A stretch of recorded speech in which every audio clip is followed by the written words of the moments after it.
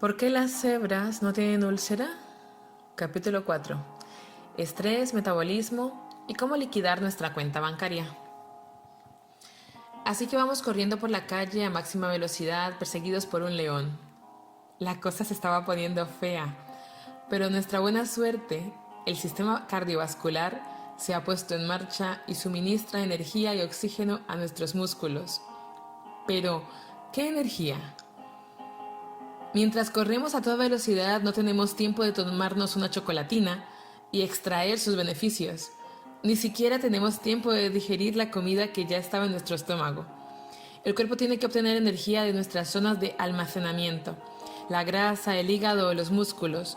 Para comprender cómo se pone en marcha la energía en esas circunstancias y cómo a veces esto puede hacernos enfermar, tenemos que aprender en primer lugar la forma en que el organismo almacena energía. Ingresar energía en el banco.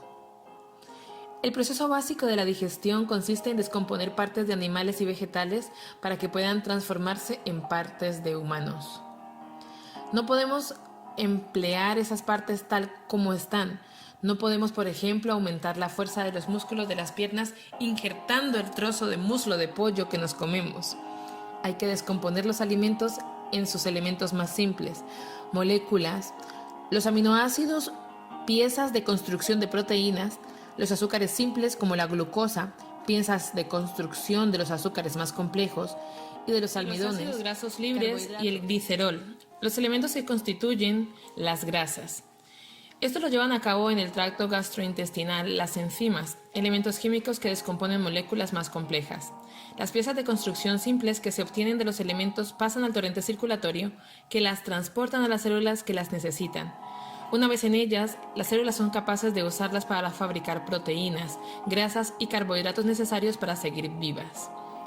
Es asimismo igual de importante el hecho de que el cuerpo quema estas piezas simples, sobre todo el ácido graso y los azúcares, para obtener la energía necesaria para toda la construcción. Es el día de acción de gracias y hemos comido con abandono porcino. Nuestro torrente sanguíneo rebosa de aminoácidos, ácidos grasos y glucosa. Mucho más de lo que necesitamos para incorporarnos hasta el sofá. Aturdidos tras la sobremesa, ¿qué hacer a esta pregunta? Es hora de que hablemos de dinero. Libretas de ahorro, el cambio del dólar, bonos, acciones y amortización negativa de la tasa de interés, sacar monedas de una hucha. Ya que el proceso de transportar energía por el cuerpo guarda sorprendente semejanza con el movimiento. Es raro que las personas obscenamente ricas vayan por ahí con su fortuna en el bolsillo o que la atesoren en efectivo dentro de un colchón. Lo normal es que la guarden en otro sitio, en forma más complejas que el dinero en efectivo, fondos de inversión, bonos del tesoro libre de impuestos, cuentas en bancos suizos. Del mismo modo, el exceso de energía no se guarda en lo que constituye el dinero en efectivo del cuerpo. Los aminoácidos, la glucosa y los ácidos grasos que circulan en la sangre, sino que se almacena en forma más compleja.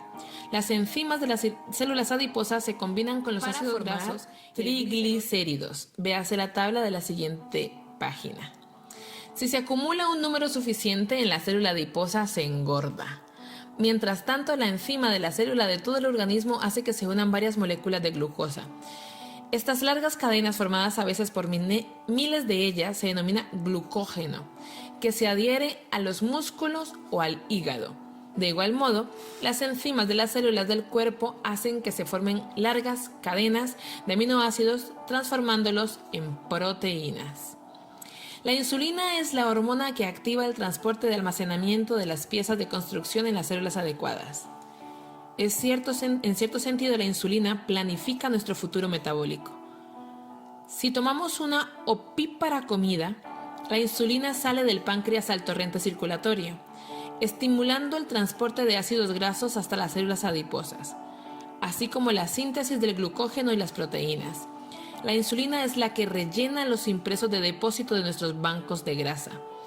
Incluso segregamos insulina cuando estamos a punto de llenar el torrente circulatorio con las piezas de construcción nutritivas. Si todos los días cenamos a las 6 menos cuarto, el sistema nervioso parasimpático ya está estimulando la secreción de insulina por adelantado. vaciar la cuenta bancaria, movilización de la energía ante un agente estresante. Esta estrategia de descomponer la comida en sus elementos más sencillos y reconvertirlos en formas de almacenamiento complejas es precisamente lo que el cuerpo tiene que hacer cuando se ha comido mucho.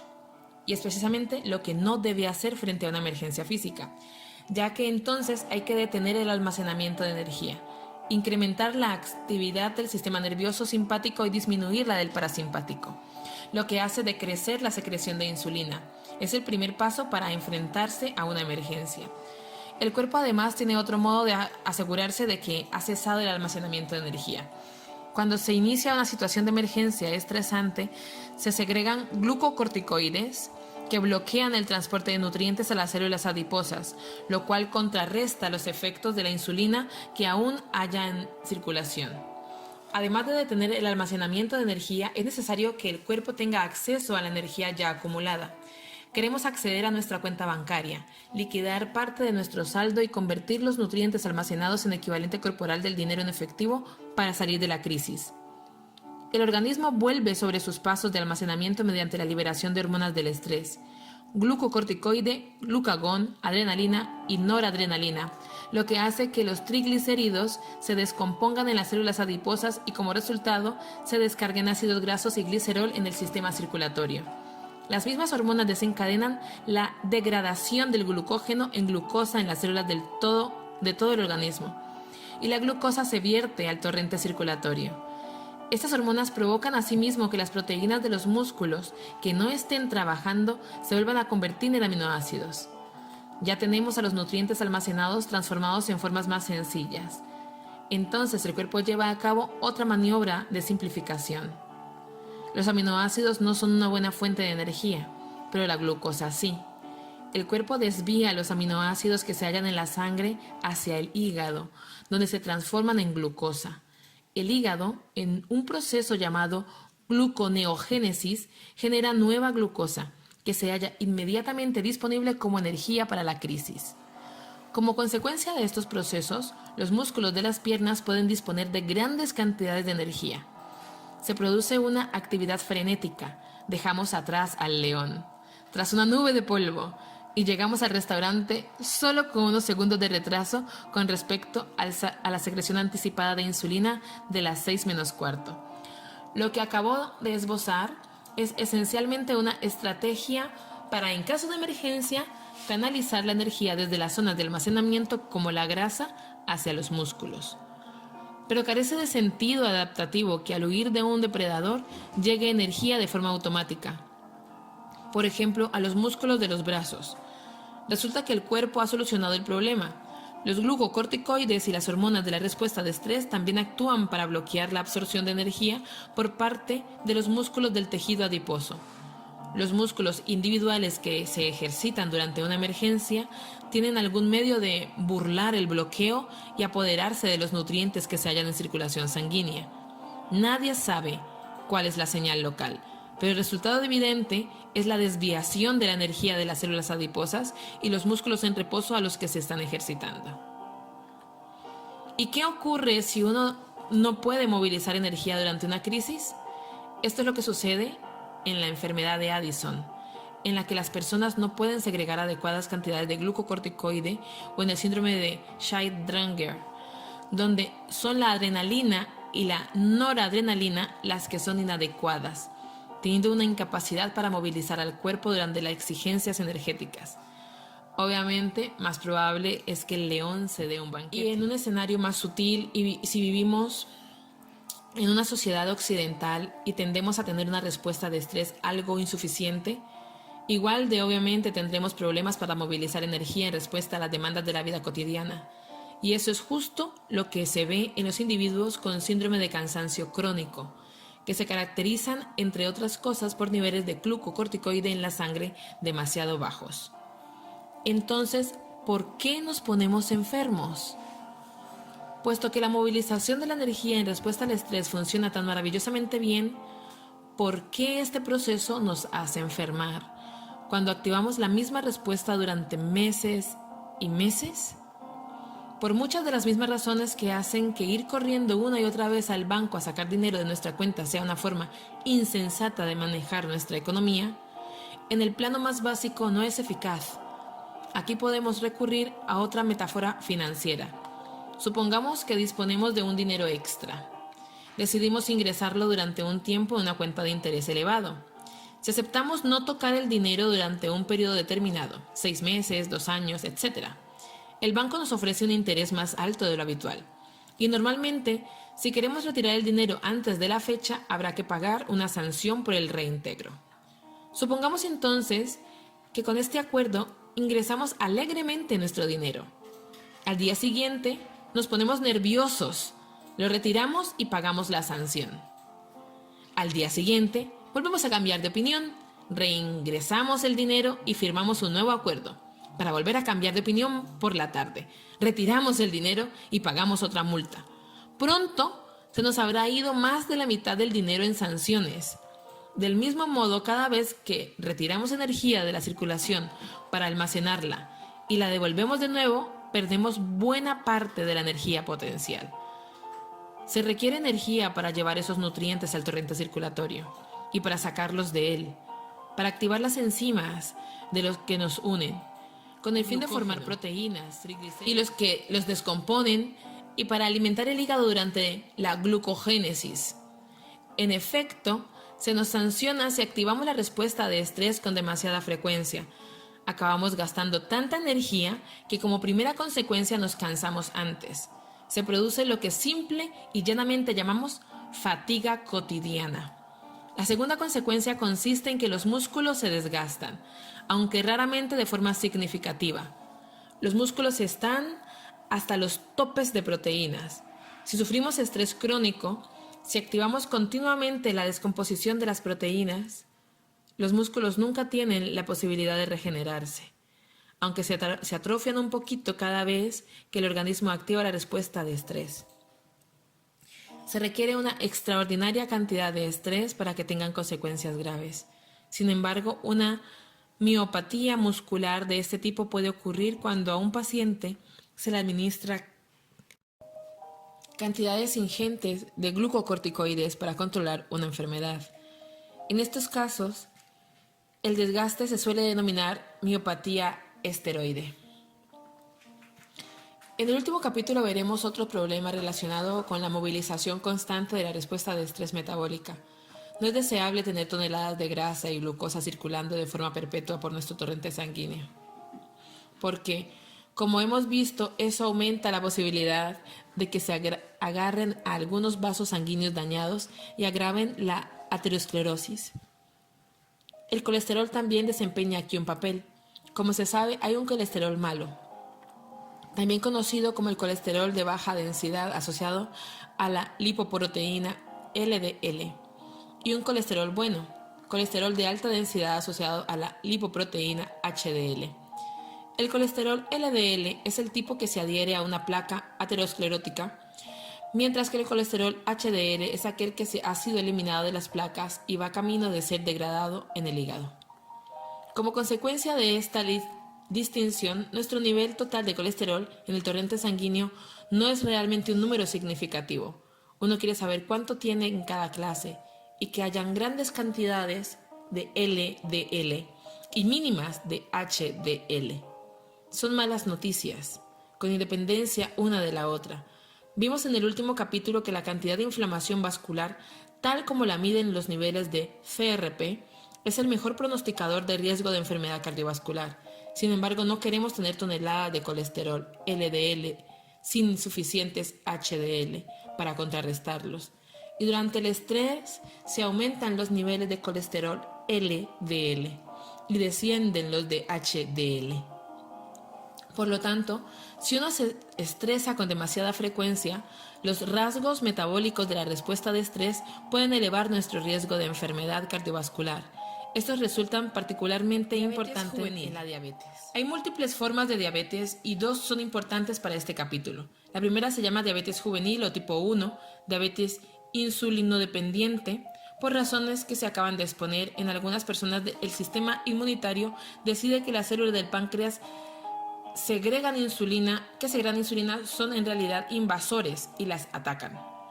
De dichas enfermedades autoinmunes se hablará en el capítulo 8. Eso destruye a dichas células, dejando a la persona con escasa capacidad de segregar insulina. Por razones igualmente misteriosas, esto tiende a afectar a las personas a una edad relativamente temprana, de aquí la parte juvenil del nombre. Aunque para mayor misterio, en las últimas décadas el número de adultos, incluso adultos de mediana edad, que están siendo diagnosticados con diabetes juvenil, está ascendiendo.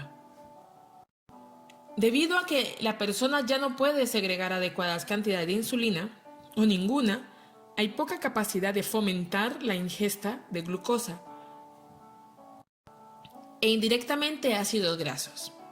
En las células objetivo.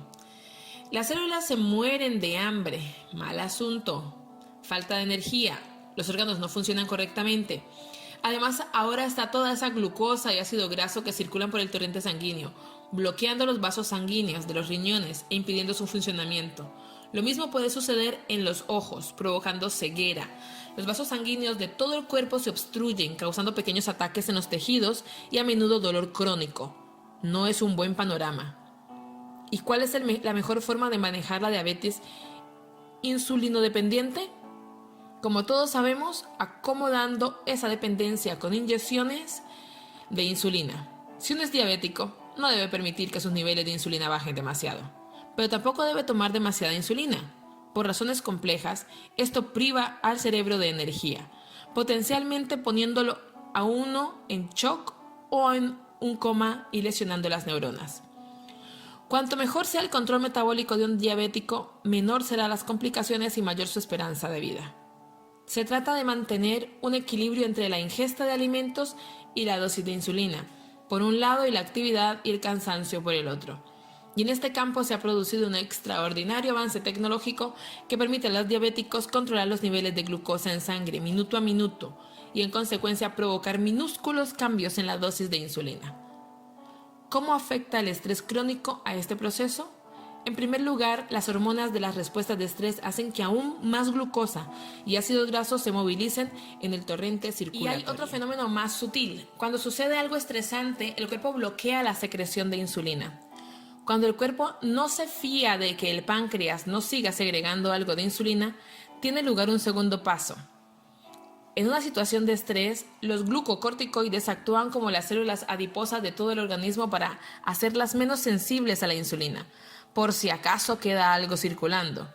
Las células adiposas liberan entonces una hormona descubierta hace poco que entran en otros tejidos como el músculo o el hígado para dejar de responder a la insulina también.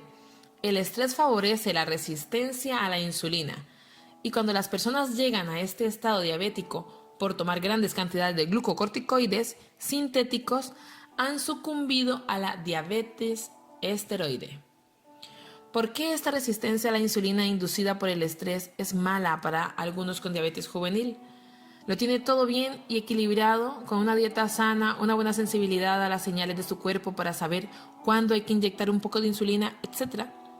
Pero si cae en un estrés crónico, la insulina súbitamente deja de funcionar igual de bien, haciendo que la gente se sienta muy mal hasta que se le ocurre que necesitan inyectarse algo más, lo que puede hacer que las células se vuelvan aún más resistentes a la insulina, haciendo que las exigencias de insulina suban de forma vertiginosa, hasta que el periodo de estrés ha pasado, momento en el cual no está claro cuándo empezar a bajar la dosis de insulina, porque las diversas partes del cuerpo recuperan su sensibilidad a la insulina con ritmos distintos.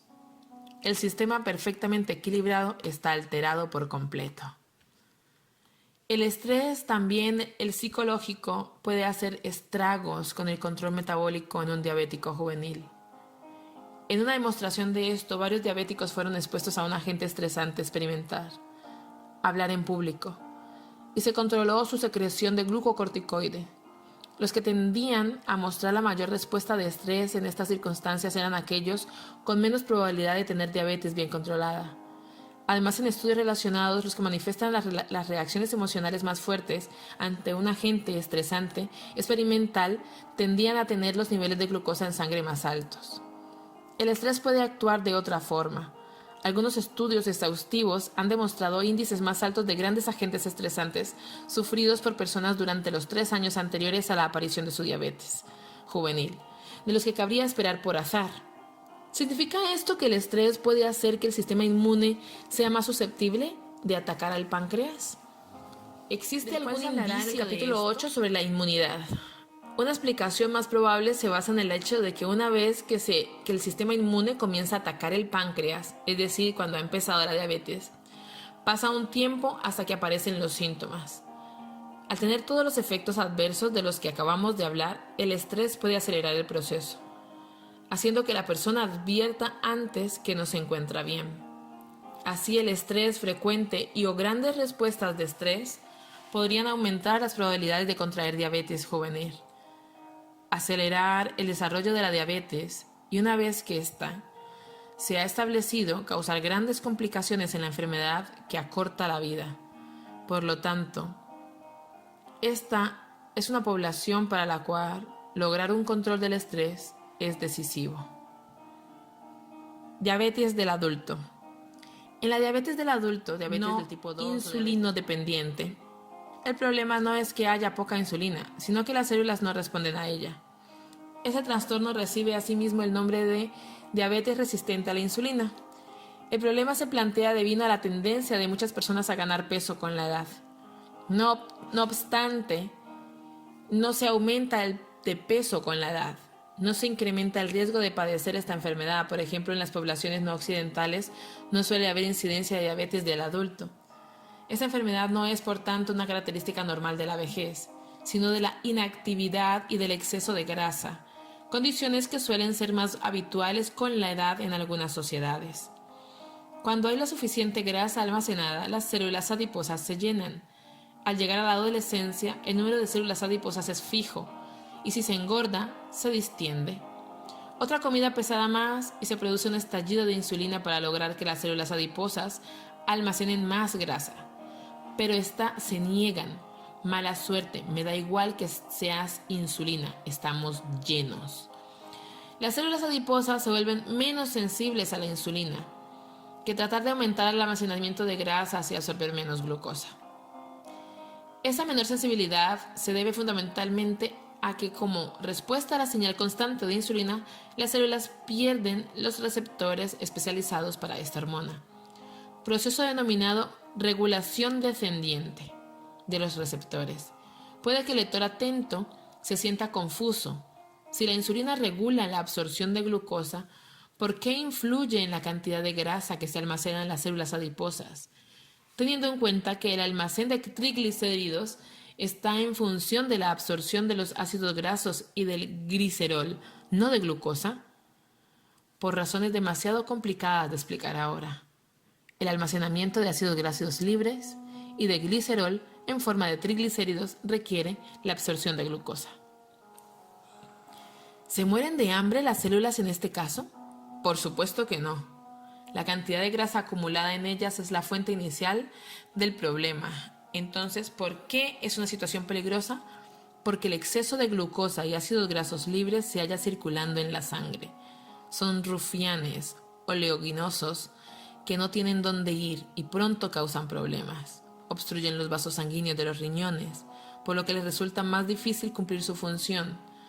Forman placas ateroscleróticas en las arterias, haciendo imposible que el oxígeno y la glucosa lleguen a los tejidos que dependen de dichos vasos sanguíneos, lo cual originan pequeñas apoplegias en los tejidos y con frecuencia dolor crónico, y hacen que se agrupen proteínas en los ojos que forman cataratas. Como se ve, problemas en todos los frentes.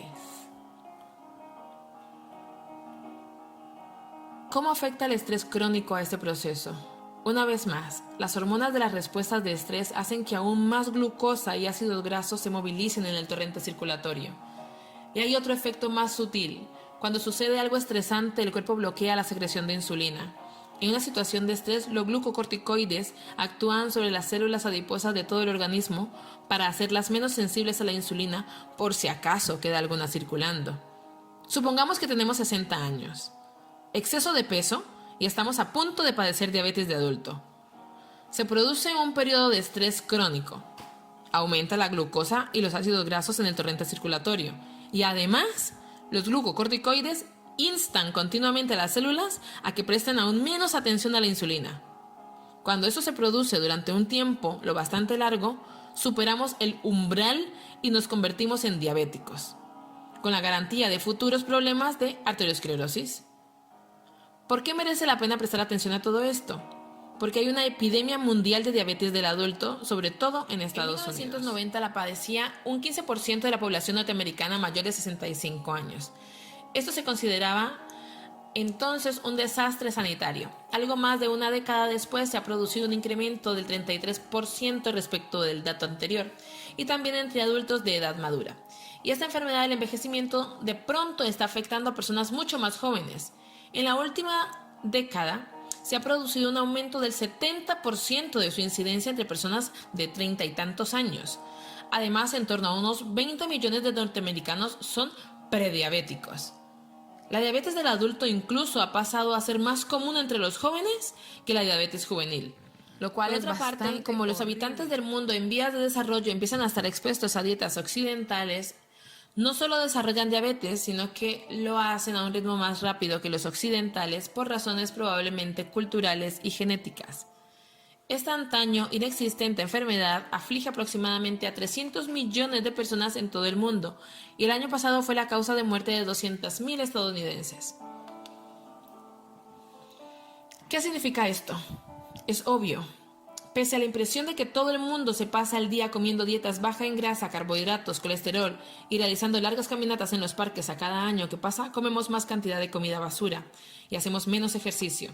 El 20% de los norteamericanos son ahora técnicamente obesos, frente al 12% de 1990, y el 54% tienen sobrepeso, frente al 44% del entonces. Parafraseando al teórico alostático Joseph Ayer, la prosperidad se ha convertido en una causa de muerte. Síndrome metabólico, síndrome X. En la muy arraigada tradición de la compartimentación médica, hay toda una serie de cosas que pueden no funcionar bien en nosotros que nos enviarían a un cardiólogo, en tanto que un conjunto de problemas diversos nos pondrían en manos de un doctor de medicina interna especializado en diabetes. Con alguna suerte, incluso uno u otro intercambiarían información de cuando en cuando. Lo que debe deducirse de los dos últimos capítulos es que nuestro sistema metabólico y cardiovascular están estrechamente interconectados. Síndrome metabólico llamado síndrome X. Es un término nuevo que reconoce dicha interconexión. Realmente no es tan nuevo, pues fue formulado a finales de la década de 1980 por Gerald Reavan de la Universidad de Stanford. Lo que ocurre es que se ha puesto muy de moda en los últimos años, tan de moda que incluso se ha descrito en una población de babuinos salvajes que atraviesan desiertos para hurgar en el vertedero de basura de un albergue turístico de África Oriental. Hagamos una lista de las cosas que pueden funcionar mal a partir de los dos últimos capítulos. Niveles elevados de insulina en sangre, niveles elevados de glucosa, presión sanguínea sistólica, diastólica elevada, resistencia a la insulina, demasiado colesterol LDL, poco DHL, demasiada grasa o colesterol en sangre. Si uno sufre alguna combinación de estas variables, tiene un síndrome metabólico. El diagnóstico formal implica uno o más de una lista de alguno de estos problemas y dos o más de una lista de los otros.